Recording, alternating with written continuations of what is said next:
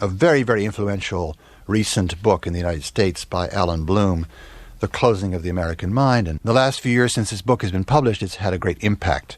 And what is Bloom talking about? Well, there he's talking, of course, about a certain segment of modern youth, modern students. He sees in his students overwhelming predominance of a kind of, if you like, moral relativism, where each student thinks that everybody is into their own values, have adopted their own values, and nobody else ought to criticize each person's own values. And that leads to a view whereby they say that there aren't really objective criteria by which we can say that somebody in the values they've chosen in their life are right or wrong. They feel that somehow there's something wrong with applying these objective criteria, that everyone ought to be, as it were, given the right, given the space to work things out for themselves. Acceptance of this relativism, there is no truth, assuming that therefore nobody would assert in Hitlerian or Stalinian fashion their truth.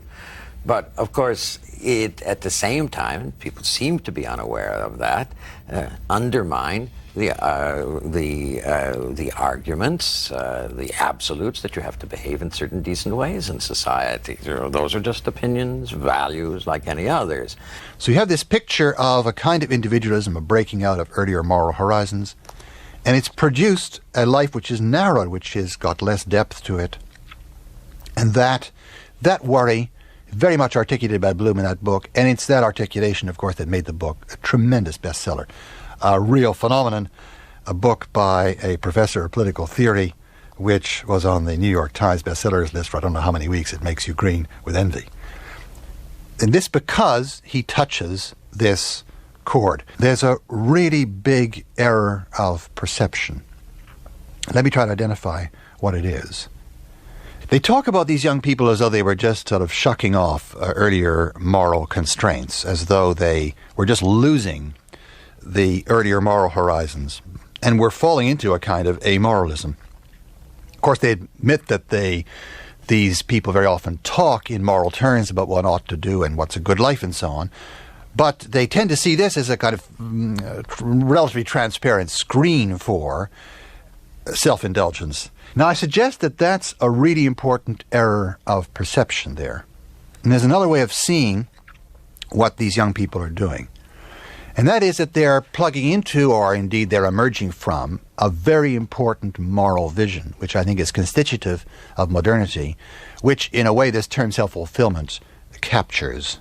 A moral vision of individualism as involving a certain obligation on the individual to be what he or she really has in them to be, to express or realize themselves. Now, of course, a lot of the particular modes of behavior and action picked up by these writers, a lot of this is not at all admirable, and they're quite right to point out some of the more trivializing and even ridiculous modes of it.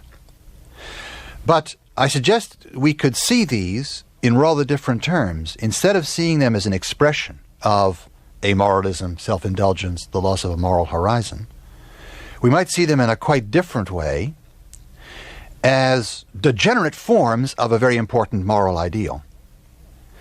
Now, that way of looking at it oughtn't to surprise us or look strange, because if we look back over history just a little bit, we can see that there isn't any major moral or spiritual ideal that hasn't gone through periods when it's lived by the people who believe they belong to it in a degenerate or a debased or distorted form. As a matter of fact, the opposite may be the case. It may be for great spiritual ideals that we must rather look for the exceptional moments and perhaps exceptional people who really live them to their full. A lot of writers jump too quickly to the conclusion that we should look at it the first way, let's call it the amoralist or self-indulgent way, instead of looking rather for the deeper sources of this in a certain morality. And so looking at it the way I want to look at it, as a interesting morality, a powerful morality gone wrong, as against simply an abandonment of morality, involves digging into the sources, digging into the roots. I want to call this ethic the ethic of authenticity. It's an ethic that says what a human being ought to do is discover within himself or herself the voice or the impulse or the sense of what is right, and to follow that.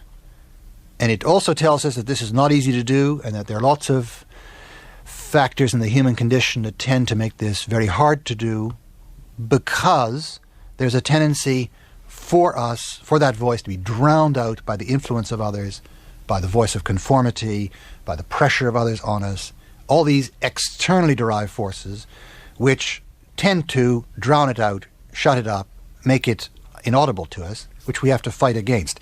So this is no sort of easy path as this is conceived. Authenticity is not something that just comes to you naturally. It's something that very often has to be fought for. And these were the writers of what you might call the Romantic generation, though not all of them are, properly speaking, Romantics.